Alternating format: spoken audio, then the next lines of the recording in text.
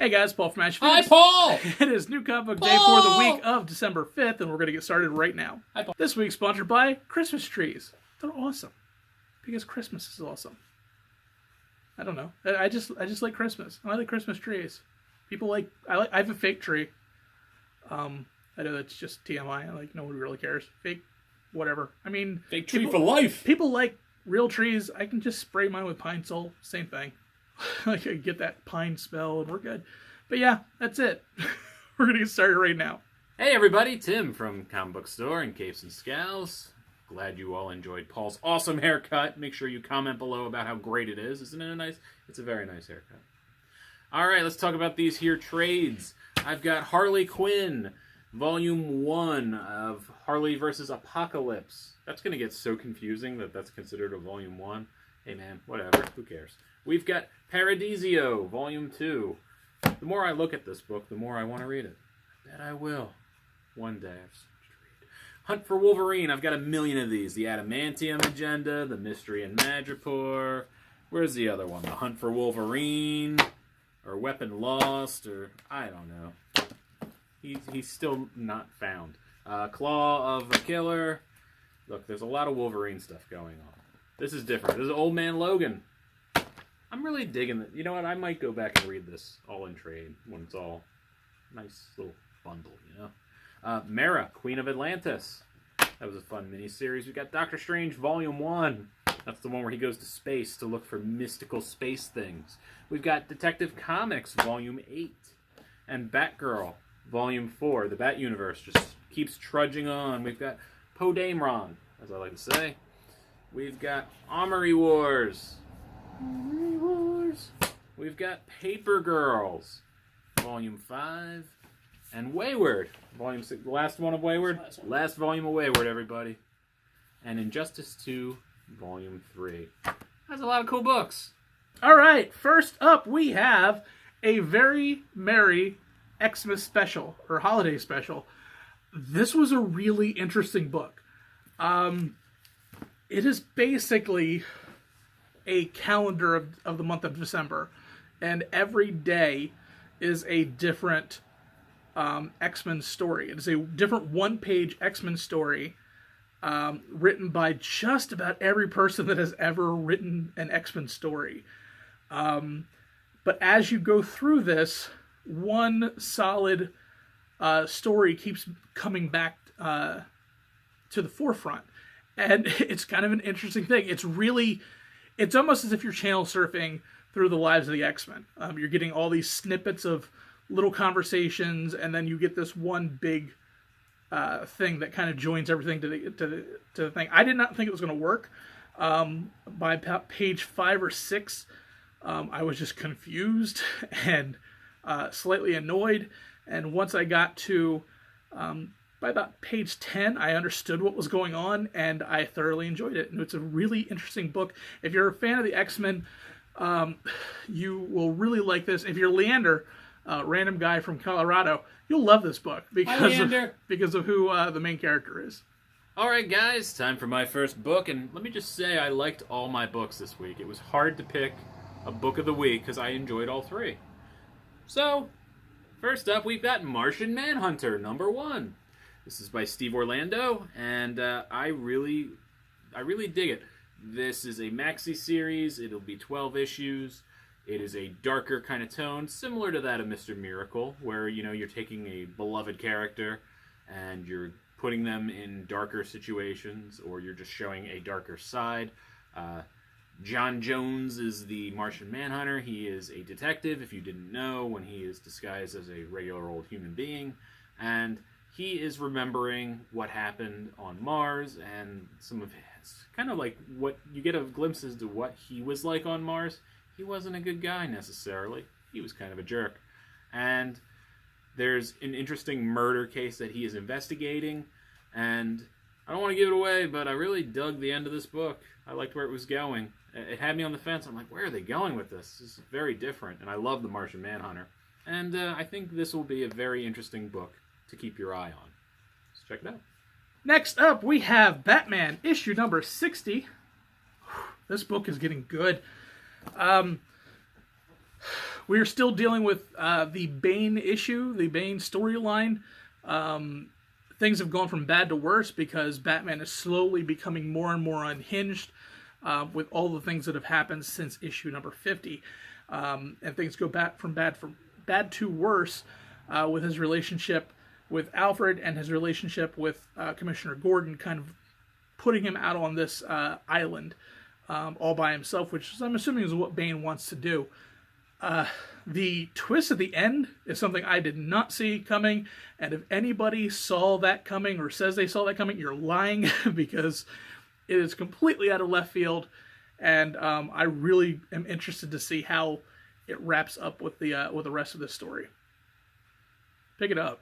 All right, next up we have The Freeze. The Freeze. This is from Top Cow, Image and Top Cow. And this is the story of a guy who goes to work, normal day, goes to work in a big office building, and he is working, he's IT, he's repairing a computer, and as he's fixing a computer, he gets back up from the floor where he was working, and everyone's frozen. They're not moving. And he thinks everybody is playing a joke on him until he realizes nobody's moving, nobody's blinking, and it's very strange, and he's very concerned because he realizes like half of these people wouldn't go along with this if you paid them. So something is seriously wrong, and he looks out the window. Cars have crashed into each other. People are just laying in the ground, but they're frozen. They're not moving. They should be terrified. Cars are on fire. Everything's frozen. Very unique idea. An interesting, weird kind of idea. And what the hell would you do if you're suddenly walking around and everybody's frozen? There's a little bit of a hint of where this is going to go in the opening pages, and once you completed the first issue, it's really unique. I don't know how long this is going to run. I don't know if this is like an ongoing thing. I'm very interested in who gets chosen to be unfrozen, as it were, and what repercussions happen as to whether or not you can be unfrozen. The world just stopped, and it's wild. It's a wild idea. It's a simple kind of like horror-y kind of aspect, but it really works. It's a lot of fun, so check it out. What could possibly be my pick of the week? It is Die, issue number 1. I was not expecting this. It was literally a flyer, and wow, it is an amazing story. The art is really interesting. It is a story of a group of kids who kind of go on this little quest. Everybody's kind of getting into D&D at this time.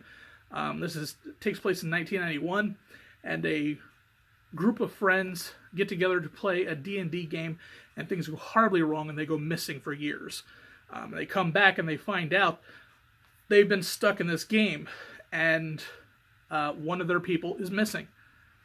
And then you fast forward 25 years into the future, and everybody's lives have just been irreparably damaged by this one incident that nobody can seem to talk about. And then very suddenly, the game comes back into everybody's lives.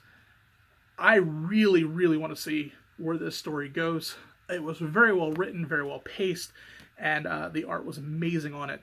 This is definitely something you should be checking out if you want a new type of story that's not a typical superhero story, but still does have that myth and mythos, especially if you love D&D. This is an awesome book. Definitely pick it up. All right, people, it's time for my pick of the week. And Paul, you want to know what my pick of the week is, Paul? What is it? I don't know why I feel an urge that you're clearly off camera and I have to interact with you. Nobody cares. My pick of the week is Team Sonic Racing.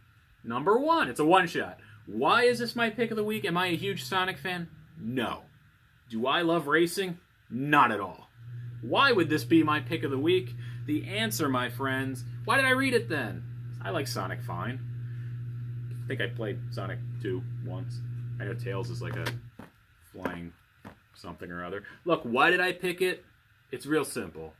Because podcast alumni Elena Unger is the colorist on this. And yesterday was her birthday, so happy birthday, Elena. My gift to you, you get the pick of the week. Story-wise, it's all the Sonic characters thrown in a race. They are on teams, and they need a good high team score to win. They're just trying to destroy each other, and it's a lot of fun. I like the panel layout. The colors, of course, are amazing. And there's a couple pages that just kind of blew me away. The layout and the way the art and the color, just everything came together. I really enjoyed it. I believe the idea of this story is going to continue in another book, but as far as the setup, it's just a lot of fun. And you need books that are fun. When you're reading heavier books all the time, where it's just like doom and gloom, like I need like a hedgehog in a car, flying around, doing all kinds of things that make very little sense to me. Maybe that makes sense to Sonic fans, but for me, it's just like, yeah, I just want this. I need something lighthearted and fun, and this does wonders. So check it out, and happy birthday, Elena. All right, guys, that's the end of the video. Thank you for making it to the end of the video. Good for you. You did it. Hooray, huzzah. That's it. There's no magical ending to this video. I'm not going to be funny for you. I don't care. Christmas is coming, Paul. Yay! Christmas will be here soon. Paul loves Christmas. I love Christmas. I enjoy Christmas, but not to like Paul's level. Paul's level is terrifying. To be fair, fairly few people like Christmas to the level that I like Christmas. It's terrifying. I have to every year beg him not to give me a gift. Don't give me a gift. Just save your money. Do something else with it. What? God damn! What did I say? See, this is what I'm talking about. This guy's crazy. You said, and I quote, "If I don't spend money on you, I can get you a gift." Damn it, I did say that. Paul's a nice guy. I guess the moral of the story is Paul's a nice guy who loves Christmas way too much. And it's terrifying. I'm just rambling about you. Everything's about you today, Paul. Everybody, when you see Paul at the next event, whatever you see Paul, if you see him like walking down the street, just give him a big hug. Just don't even mention the channel. Don't pretend that you know him. Just go up to Paul and give him a big old hug and walk away. And just walk away and say nothing else to him ever. That would be great.